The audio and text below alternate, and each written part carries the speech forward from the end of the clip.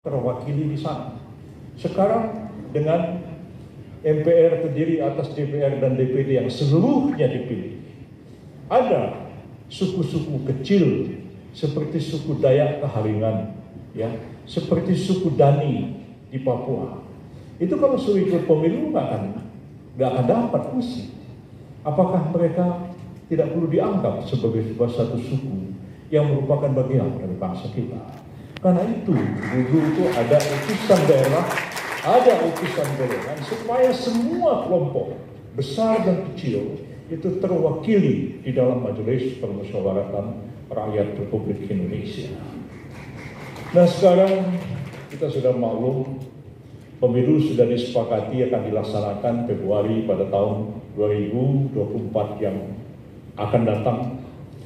Ya, belum tahu terlaksana atau tidak. Kita siap-siap saja mengantisipasi semua itu, ya. Jadi jangan sampai kita tidak siap tertutup. PBB sebenarnya menghendaki pemilu dengan sistem tertutup. Barangkali cuma tinggal PDIP dan PBB yang menghendaki sistem seperti itu. Mengapa? Mengapa kita berpikir seperti itu? Oleh karena demokrasi kita telah mengalami satu pergeseran yang luar biasa dari kekuatan rakyat, ya, dari kekuatan rakyat menjadi kekuatan uang, ya, kekuatan modal. Ya. Orang tidak perlu dikader di partai, tidak perlu dididik di partai, tidak perlu harus berjenjang dari bawah dalam kepengurusan partai, ya, tiba-tiba, ya, karena punya uang, ya, karena populer, direkrut jadi caleg, terpilih, dan akhirnya jadilah DPR yang jauh daripada apa yang menjadi harapan kita bersama. 1 tahun membahas RUU cuma berapa, lalu kemudian membahas ala kadarnya. Saya teringat betul menjadi Menteri Kehakiman dan HAM di bawah Presiden Megawati pada waktu itu dipaksa menyelesaikan lebih 100 undang-undang dalam jangka waktu 2 tahun, dan kita selesaikan. Dan sebagian besar undang-undang itu masih berlaku sampai sekarang. Undang-undang yang suka bikin heboh seperti undang-undang pembentukan PPATK, undang-undang jabatan notaris, undang-undang pembentukan KPK, dan sebagainya.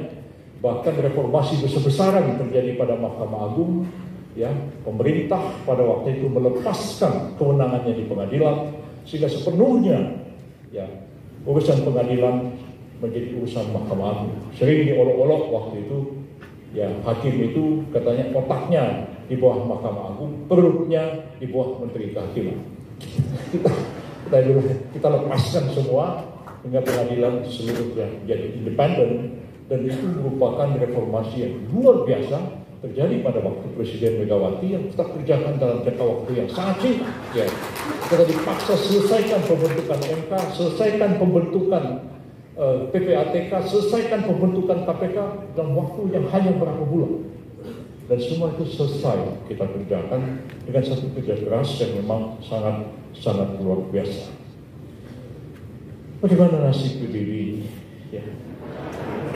Ini yang menjadi bahan perhatian dan renungan kita bersama. Kemarin Pak Presiden tanya pada saya, PBB itu yang Islam yang bagaimana? Ya, mungkin kalau ini acara PKB barangkali ada Caimin, mungkin yang nari itu nggak nari orang Dayak kayak tadi itu, mungkin narinya ya nari hadrah begitu, pakai rebana begitu ya. Tapi kok PBB kok narinya kok nari Dayak, nari macam-macam kayak begitu. Sebenarnya PBB itu partai Islam dan sekaligus partai kebangsaan. Itu yang telah kita tegaskan sejak awal. Di negara kita ini, suka atau tidak suka, ya, sejak tahun 1920 ada tulisan Bung Karno yang sangat fundamental.